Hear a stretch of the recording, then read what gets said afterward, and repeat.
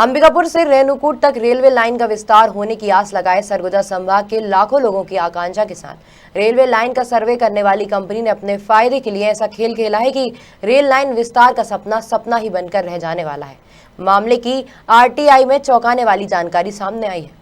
अंबिकापुर से रेणुकूट तक railway line का विस्तार मामले का खुलासा आरटीओ से मिले दस्तावेजों के आधार पर किया गया है, जिसमें बताया गया है कि सर्व कंपनी ने सूरजपुर जिले के भटगांव से रेणुकूट रेलवे लाइन के लिए करीब 100 किलोमीटर दूर सूरजपुर जिले में स्थित भटगांव से 400 किलोमीटर से ज्यादा का सर्व कर उसकी रिपोर्ट रेलवे को पेश कर दी है, जिसमें बड़ा घोटाला करते हुए पूर्व से सर्व के आधार पर दस्तावेजों को केवल कॉपी कर उसे जमा कर दिया गया है। ये दोनों कैमरा क्या है, अंबिकापुर रेणुकूट रेल लाइन के लिए हमारे छोटे भाई या हमारे मित्र मंडली में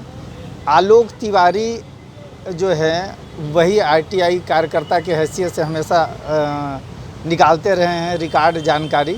और मुकेश तिवारी और हम लोगों की जो टीम है लगातार प्रयास कर रही है कि अंबिकापुर रेणुकूट लाइन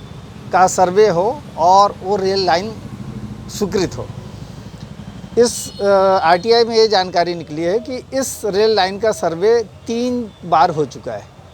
और अंबिकापुर से भटगांव हुआ, अरे रेणुकूट से भटगांव हुआ, रेणुकूट से अंबिकापुर हुआ, और रेणुकूट से भटगांव बालोद ज़िले में एक जगह है वहाँ का हुआ। तो नामों के कन्फ्यूज़न में ऐसा महसूस होता है उस सूचना के अधिकार के पत्रों से, कागज़ों से, कि ठेकेदार ने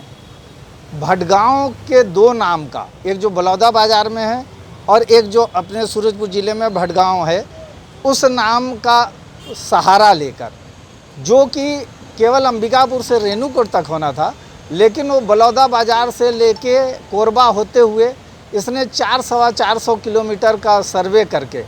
करीब 49 करोड़ रुपए उसमें खर्च कर लिया, और पेस्ट करके जो पुराने सर्वे हैं उनके ही कागजातों को लगा दिया। जबकि ये होना चाहिए था कि जो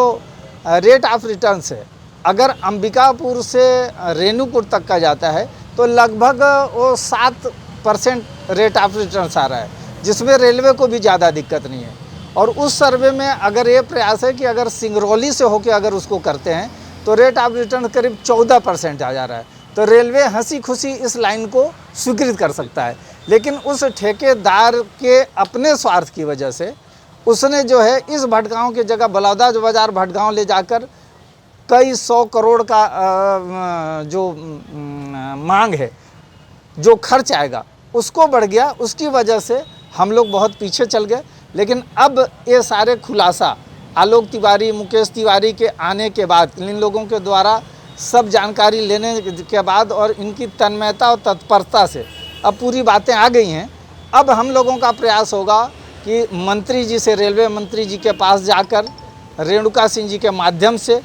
माननीय सरगुजा की जो मंत्री हैं उनके माध्यम से जाके अश्विनी वैष्णव जी तक यह बात पहुंचाएं, और इसकी जांच भी हो, और जल्दी से जल्द जो आप रेट ऑफ रिटर्न्स जो है, जिस फायदे का जो बता रहा है, वो अगर है